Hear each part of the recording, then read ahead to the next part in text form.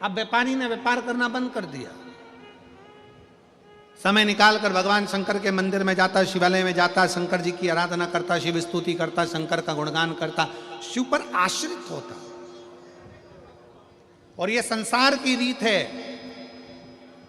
जिसने अपने दिल में बिठा लिया कि शंकर पिता है, हम पुत्र हैं, शिव हमारा बाप है, हम उसकी बेटी हैं, तो शंकर भगवान उसको देता जरूर है। जिसने बिठाया।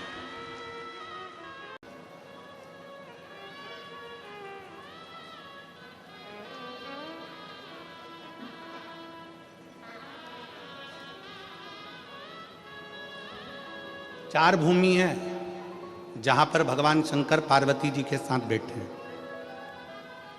और सत्संग किया। कितनी भूमि है? जम के बोलो जरा। चार भूमि ऐसी है जहां पर शंकर भगवान ने पार्वती जी के साथ बैठकर सत्संग किया। पहले नंबर पर अमरनाथ जी की गुफा में भगवान शंकर पार्वती जी के साथ में बैठकर सत्संग करते हैं और दो पक्षी जीव उस कथा का रसतत्व अपने कानों में श्रवण करते हैं। दो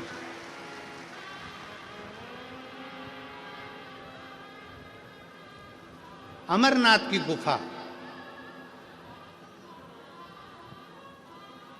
और अमरनाथ जी की गुफा में बैठकर भगवान शंकर पार्वती जी के साथ सत्संग कर, भगवान शिव पार्वती के साथ सत्संग।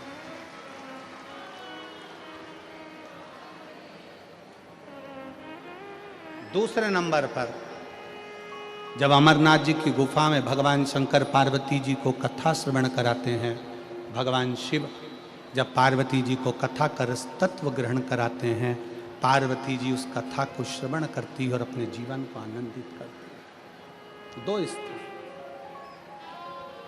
दो जगह।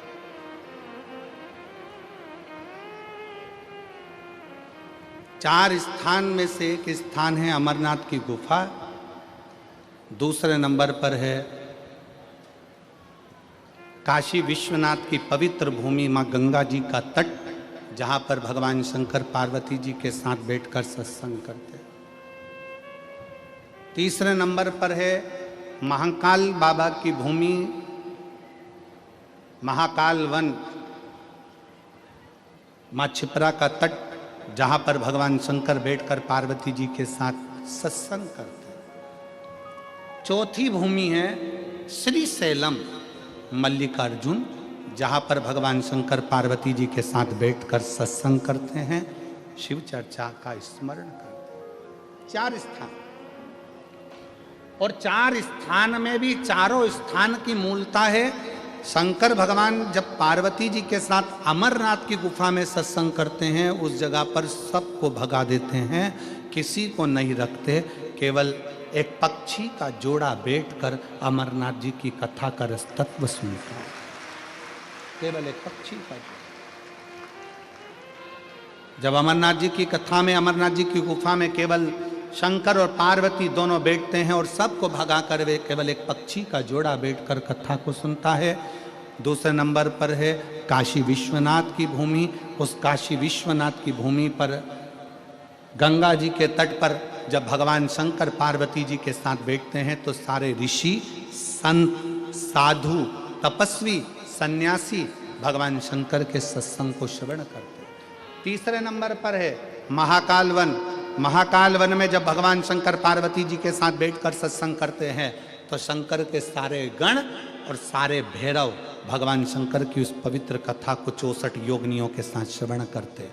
और चौथा स्थान श्रीशैलम मल्लिकार्जुन, जहाँ पर भगवान शंकर पार्वती जी के साथ बैठकर जब सत्संग करते हैं, तो वहाँ पर जितनी गायन विद्या में देवता हैं, नारद जी, तुमरुका जी, सरस्वती जी, वीणा देवी आदि जितनी देवी देवता जो गायन विद्या में निपुण है, वो आकर सत्संग करते हैं। ऐसे चार स्थान पर चार सत्संग भगवान शिव पार्वती के चलते।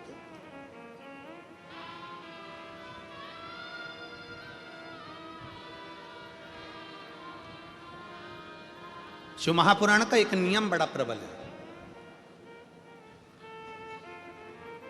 शंकर जी की शिव महापुराण का एक नियम वेद व्यास जी लिखते हैं, जिस समय पर बिंदु प्रेत योनि में चला गया,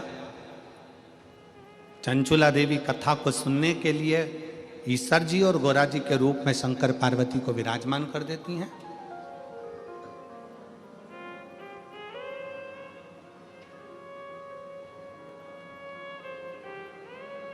तब वेद व्यास जी ने लिखा कि शिव महापुराण का एक सबसे बड़ा नियम है, आप जब कथा सुनने के लिए बैठते हो और जिसका स्मरण करते हो, जिस जीव के लिए आप कथा सुनते हो या अपने लिए सुनते हो या अपने कार्य की सिद्धि के लिए सुनते हो या कोई मनोकामना के लिए सुनते हो, शिव महापुराण की कथा कहती है कि वेद व्यास जी कहते हैं आपने जिसका मनन चिंतन शिव महापुराण की कथा में बैठकर करा होता है, कथा उसको प्राप्त हो जाती है और उसका कल्याण हो जाता है। शिव महापुराण का सबसे बड़ा एक आनंद है कि हम कथा में बैठकर जो स्मरण करें, हम कथा में बैठकर जैसा मनन चिंतन करें,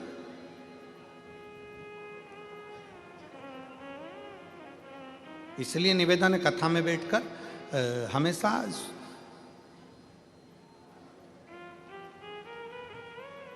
प्रयास करा करो कि अच्छा मांगो। हमने पहले कथा में कहा था कि 3 मित्र थे और तीनों मित्र